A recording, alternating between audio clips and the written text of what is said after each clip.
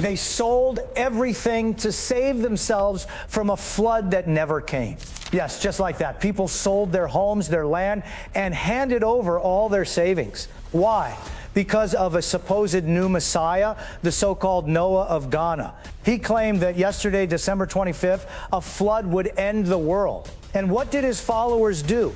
They traveled, arrived at the site, and waited to board an ark to save themselves. Can you imagine believing something like that? But here's the unbelievable part. Do you know what the Messiah said? That the flood was postponed because of the Christmas holidays. Seriously.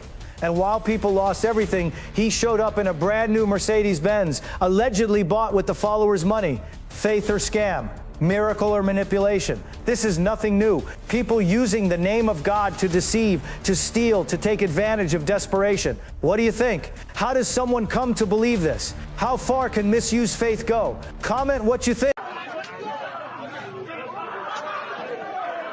The flood predicted by Ebnoah did not come as expected, which angered the thousands of believers who had gathered there to await its arrival.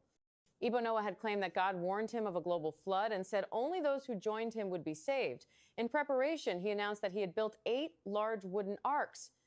His message spread quickly online, and an estimated 280,000 people traveled to stay near him, seeking protection. Many followers also donated large sums of money to support the project. When December 25 passed, with no signs of flooding, frustration and panic grew among the crowd. Some followers began questioning where their money had gone after reports surfaced that Ebnoah had used donations to purchase luxury items, including a Mercedes-Benz.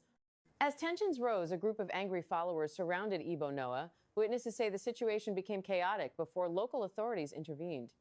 Police later took Ebnoah into custody for his own safety and to prevent further escalation. Authorities have now launched an investigation into possible fraud and misuse of donations. Many former supporters say they feel deceived and are demanding answers, refunds, and legal action. Should Ebnoah be held fully accountable for what happened, or should followers share responsibility for believing him in the first place? Ghanaian police have arrested self-proclaimed Prophet Ebnoah, also known as Evangelist, after his widely publicized Christmas Day doomsday prophecy failed to come true. The preacher had predicted a global flood would wipe out the world on December 25, 2025, causing widespread fear and panic online.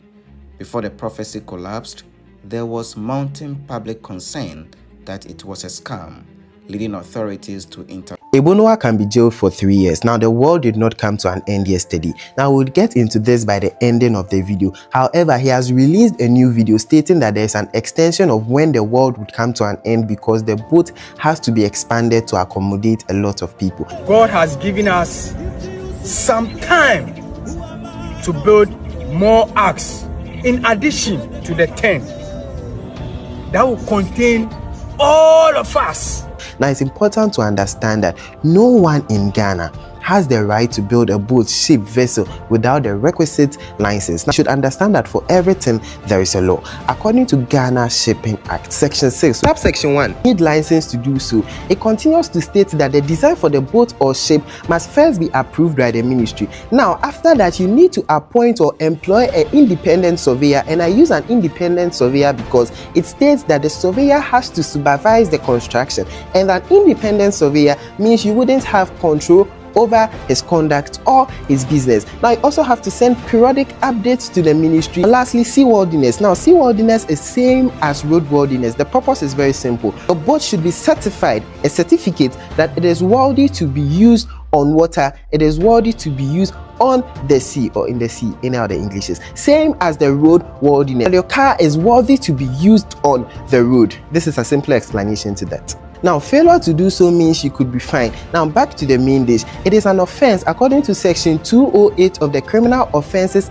Act of Ghana for anyone to publish, release, or spread or push a false news which is likely to cause fear to the public or which causes fear to the public. Now, this is similar to saying country A is about to blast Kaswa, and I'm using Kaswa because Kaswa is a country on its own. Far from that. Now, so the people in Kaswa should move to either the northern region or Kumasi for safety. Now, this is likely to cause fear because people are going to do that. Now, there's a video where it's reportedly, allegedly, that someone has come from Liberia to the country just to get to the boat, only to be disappointed because he and many others feared they were going to die. The news does not even have to cause fear, even if it's just likely to cause that fear. You are in. Releasing information to the public which you know is false could make you do jail for 3 years, and 3 years comes with hard labor. It's important for content creators to master the act of issuing disclaimers, whether direct or indirectly. This saves you a lot, and this video is on a lighter note, so I'm not going to enter deep into his case. However, the authorities are interested in cases like this and would love to prosecute, can't say for this, to serve as a deterrent to prevent others from spreading false information, and if it's content creation, for them to do it the right way. Remember, this is not legal advice. This is just for educational purposes. I'm Yuda Brown. This is the Law Ghana. I teach the law. Until we meet again. Hey, Ebnoah, choose your choice. Ope benkutana, ope belt. No, choose your jebakun because you know if you come from full wheel like that. Where the hell is the flood? Where the fuck is the flood? No, when you can't come in from full wheel like that. Do you know they confuse some women in my hood? They ome too. Almost we. You Ebnoah, whatever you do, make no mistake and come to Ashaliboche. They've made you fucking. Omunya wombe kun. Hey, the women in my hood, job, papa. Some lady people say because of you, into me and because of you. Oh, another nigga too came from Liberia. I honestly can't believe. I thought we as Africans are very smart. Like we are smarter than this. These scams come every single time. Someone comes and God has sent me to do this, God has sent me to do that. After they collect money, oh, it's no longer God has sent me. They change the story. Wow. So this guy collected money. And you all were there sending him money. He built the ark. Of course, scam has to be realistic, and all of you believe it. You believed it. He built the ark.